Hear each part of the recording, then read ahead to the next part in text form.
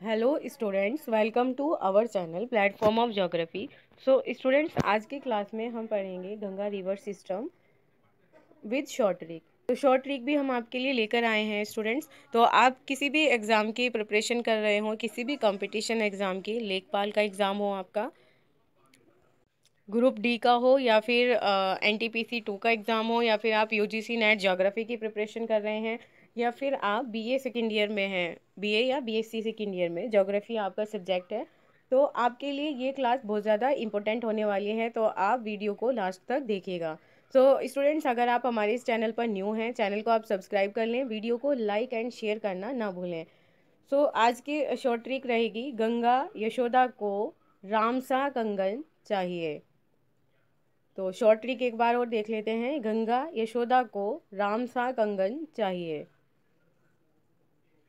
तो ये हो जाएगी गंगा नदी, या से हो जाएगा यमुना, शो से हो जाएगा सोन नदी, और दा से हो जाएगा दामोदर नदी, को से हो जाएगा कोसी नदी, और राम से हो जाएगा रामगंगा नदी, सा से हो जाएगा शारदा नदी, और क से हो जाएगा कर्णाली नदी, और ग से हो जाएगा गंडक नदी, और च से हो जाएगा चंबल नदी।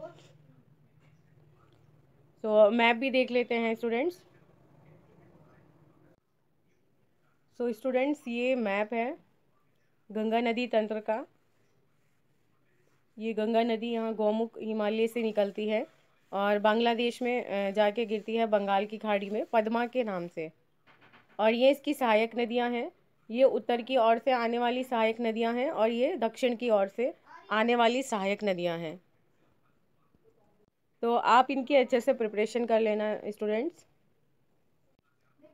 अभी हम पढ़ेंगे गंगा नदी के बारे में। तो गंगा नदी का उद्गम स्थल है, गंगा नदी का उद्गम स्थल है गौमुख हिमानी गंगोत्री के निकट, और इसका अंत होता है बंगाल की खाड़ी में, और लंबाई है इसकी 2510 किलोमीटर। अभी हम देखते हैं गंगा की सहायक नदियाँ। तो गंगा की सहायक नदी है चंबल नदी। ये जाना पहाड़ी से निकलती है मऊ के निकट, और चंबल नदी का अंत होता है इटावा के निकट,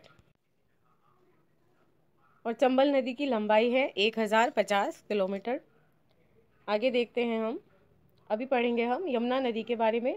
यमुना नदी का उद्गम स्थल है यमुनोत्री हिमालय, और बंदरपूंछ के निकट से निकलती है ये, और यमुना नदी का अंत होता है गंगा नदी में इलाहाबाद के निकट, और यमुना नदी की लंबाई है 1375 किलोमीटर। अभी पढ़ेंगे हम शारदा नदी के बारे में।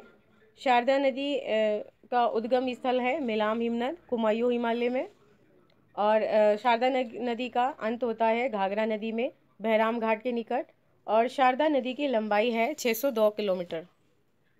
नेक्स्ट देखते हैं अभी हम। तो अभी हम पढ़ेंगे रामगंगा नदी के बारे में। रामगंगा नदी का उद्गम स्थल है मुख्य हिमालय श्रेणी, और रामगंगा नदी का अंत होता है गंगा में कन्नौज के निकट, और रामगंगा नदी की लंबाई है 696 किलोमीटर। नेक्स्ट पढ़ेंगे हम घाघरा नदी के बारे में। तो घाघरा नदी का उद्गम स्थल है नेपाल में उत्तर पश्चिम में मापसातुंग हिमानी के निकट से निकलती है, और अंत होता है गंगा नदी में सारण तथा बलिया जिले की सीमा पर, और घाघरा नदी की लंबाई है 1080 किलोमीटर। अभी हम जानेंगे स्टूडेंट्स गंडक नदी के बारे में। तो गंडक नदी का उद्गम स्थल है नेपाल, और गंडक नदी का अंत होता है पटना के समीप गंगा नदी में, और गंडक नदी की लंबाई है भारत में 425 किलोमीटर। आगे चलते हैं स्टूडेंट्स। अभी पढ़ेंगे हम कोसी नदी के बारे में। तो कोसी नदी का उद्गम स्थल है नेपाल, और कोसी नदी का अंत होता है गंगा नदी में राजमहल पहाड़ी के निकट बिहार के निकट। कोसी नदी की लंबाई है भारत में 730 किलोमीटर।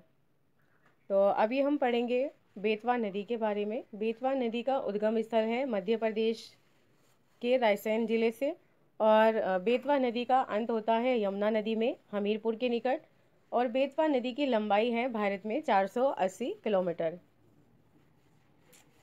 अभी हम पढ़ेंगे स्टूडेंट्स सोन नदी के बारे में।